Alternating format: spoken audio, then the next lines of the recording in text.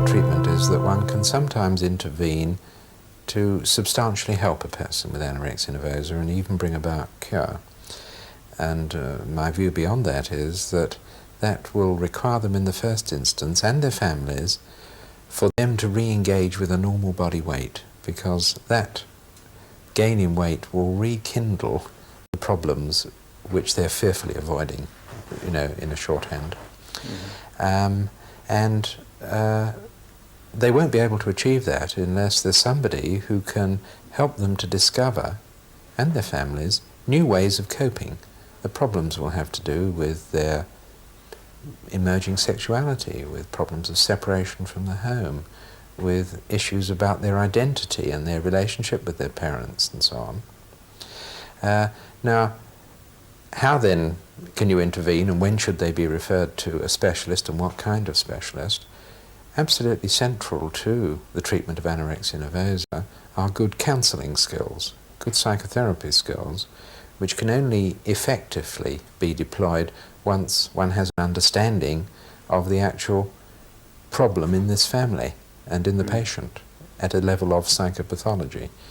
But thereafter, good counselling skills are required, but they need to coexist with the ability of the anorectic to gain weight, and that may be best achieved in a hospital setting, and the anorectic may well be able to contemplate that, although she'll be very frightened, if she feels that also her underlying psychological problems will be helped. Well, from admission, all the anorexics are offered a 3,000 calorie diet, which is a prescribed diet, so it's not negotiable, and the only control that they have over it is that they're allowed to dislike 3 items of food, like you and I might dislike 3 items of food in our diet. And they're on a 3,000 calorie diet until they reach their target weight, which is set by us, which is an average body weight for their height and age at onset of their anorexia nervosa. It depends on how much weight they have to regain, but somewhere in the region of perhaps 2 to 4 months, they're actually in a cubicle being served a 3,000 calorie diet.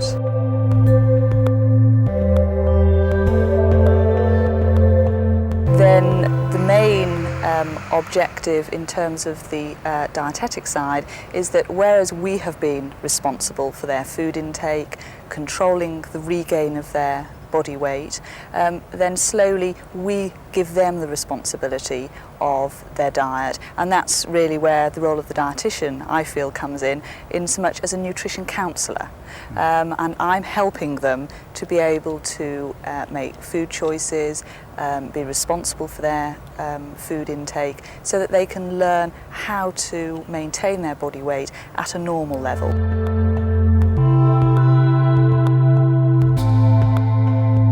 Well, basically, first of all, she just helped by actually having time set aside available for me each week, so I could go along and sit and talk about anything in particular that was worrying me, about my weight, if it was that, if it was, started to binge again, and I was worried about that.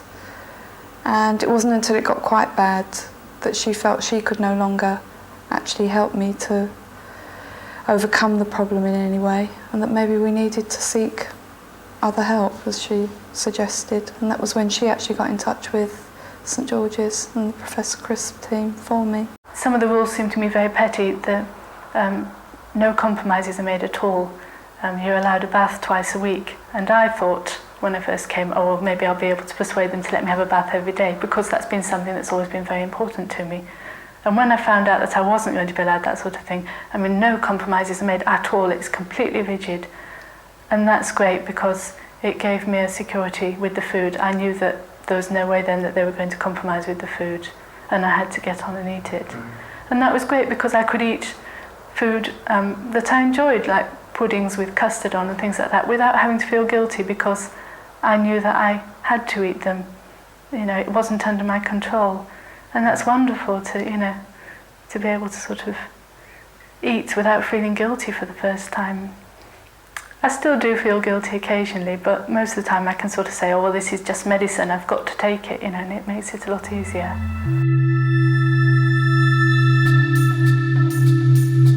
It's a very secure life here. In a way, I was using anorexia to avoid the problems I couldn't cope with. And what I've done by coming in here is I've swapped the security of my anorexia, I've swapped for being in hospital here where I'm protected from the outside world. And when I'm deemed better and discharged, I will have to face up to those problems again. You know, I don't actually know whether I'll be ready to face them. I hope I will. I'll be on the way towards coping with them, but perhaps not completely ready. I work quite closely with a psychiatrist in outpatient, so we tend to work in a sort of a parallel fashion. And as I'm helping the anorexic to gain weight, I would never start on a 3,000 calorie diet like we start on an inpatient unit, because there's no way they could ever cope with that sort of amount of calories to begin with. So I would start very slowly, building the intake up based on what they're eating now, within a 3 meal a day pattern. And I'm quite strict about feeling that they need to get into breakfast, lunch and evening meal quite early.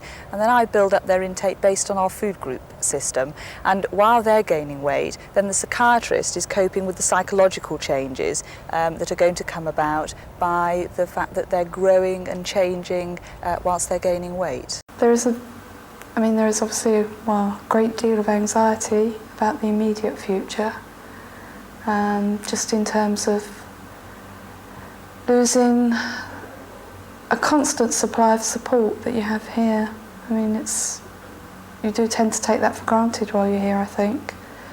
But knowing that that support doesn't end when I leave, it's not as if I'm just being discharged and sort of told to go and cope on my own, because I have follow-up therapy once a week for at least the next 9 months, which I'm assured of. And I suppose the other thing that was quite anxious making is just having all that responsibility completely back in my hands. I've had that responsibility given back to me gradually once I got to target weight, and having to realise that I am responsible for myself now. Just having to learn to deal with, it's been a good period post-target to actually go outside and try out different situations and respond in different ways other than using food.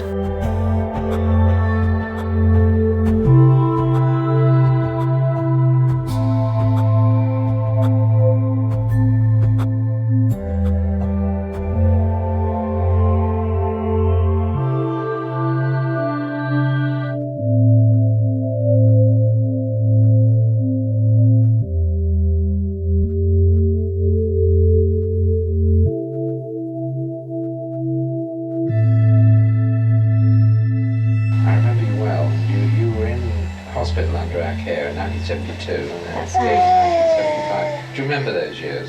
Very much so, yes. Yeah. I remember you when you were 4.5 stones or less. That's right. And now I have the opportunity of meeting with you again, and you're obviously different. 3 stone heavier. Yeah. How do you feel about that? Well, at times I feel I'd like to lose a few pounds, but certainly not. I wouldn't ever contemplate going on a serious diet like I did before.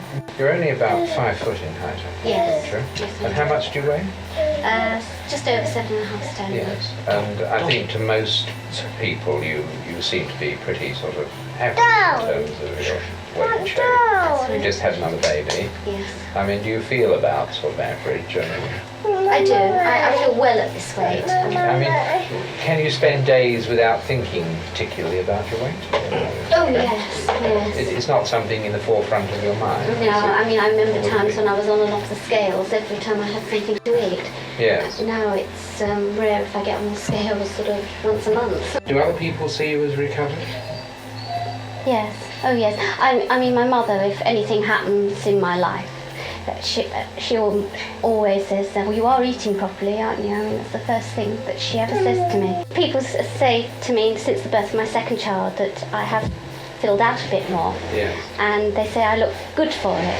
Yes. And whereas before I would think, oh my goodness, that means I'm getting fat, that means I'm fat, I actually feel pleasure that they're actually saying that. From my own point of view, I just feel it that I was terribly, terribly insecure. Very, very much like a child. And I just think that I had the security of being at college, of being with a group of friends. Which play was this? That was The Prime of Miss Jean Brodie. Yes. And I played Jim Birdie and Yes. And which is you there? Oh, yes. I see it in front of the forefront there. Got you off in there. Yeah. Sure. Yes. Did your colleagues recognise that you were thin? Oh yes, they all knew something. That was the first time I went into hospital. But even, I mean, I was wearing a dress, I think that was age 9. Dress size age 9. Yes. And how old I were was you? 17. Yeah. I don't think you'd know which one is Mummy, would you? Do you know where Mummy is there? Oh, you do know? In fact, I'm not so fat after all.